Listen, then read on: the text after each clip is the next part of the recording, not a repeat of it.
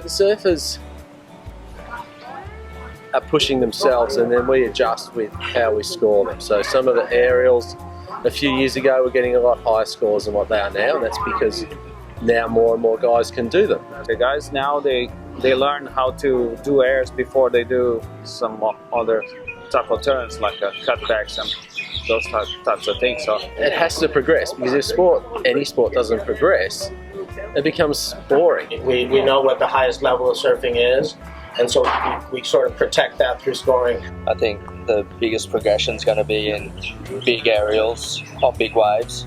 I think that's the one area where we haven't really stepped it up into the next level, is like doing giant airs on 8-foot waves, for example, which is almost impossible at this stage, but I think that's where we're going to see it. As surfing evolves, so do we, and then it's also, well, we do have an effect on pushing surfing forward. We're in a really good balance at the moment, I think, with where we're at today, because we, like, as I came in as a judge, the airs were just, a lot of the guys were doing massive airs and getting really big scores, but now I think they're combining that with turns and airs. I think all the young guys on tour, they understand what we want to see and how to mix the new approach with the power approach. Each year you think it can't get better, and then we were in Fiji a few months ago and we saw Owen get 20 points in his heat, and then 20 points in the next one. So I mean, I think it's a growing sport. I think as far as an audience goes, I think their audience must be so much bigger and better, and people are very intrigued by it, and even a lot of the men competitors are intrigued by it because they're surfing so well, and it's become a much more dynamic sport for them, and as their venues improve, so does the competition.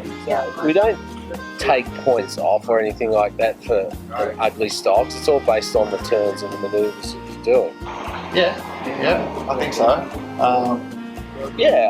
I think style is it's a big part of the surfing as a whole, not necessarily just the sport part.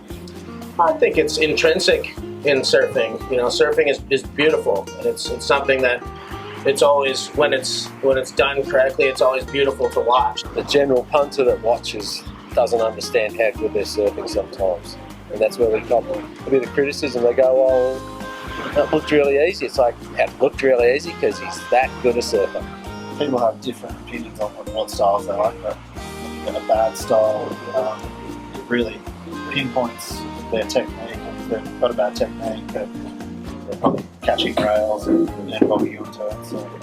The guys just got to understand that. I try my best to do the calls fair, and usually at every event, especially on point breaks, I kind of send a marker, like whether it be a rock on the beach or there's a tree there, and that's kind of like where the zone is, whereas they reach, if they're paddling back up after a long wave. I just try to be as consistent with that call, and if there's been any close calls or discrepancies, I write them down, and I have that itemised, which I can sort of prove when the guy comes or he comes with his manager that this is where I've done it from, and this is I enjoy it. It's like, but it is like you can't take your eyes off the water for a second, so it's maximum concentration. I don't actually like coffee. I drink miso soup. You buy these packets, they have little instant packets in them. I travel everywhere I go with them. That's what I drink every day.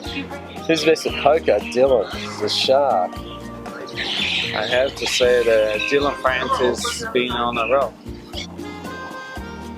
Was me until he got jinxed.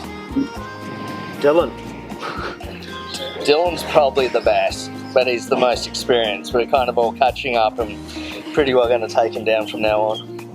Dylan will say he's the best. Just coffee. It's not quite fair, because the rest of us are just amateur well and true. Hey, bring the sausage!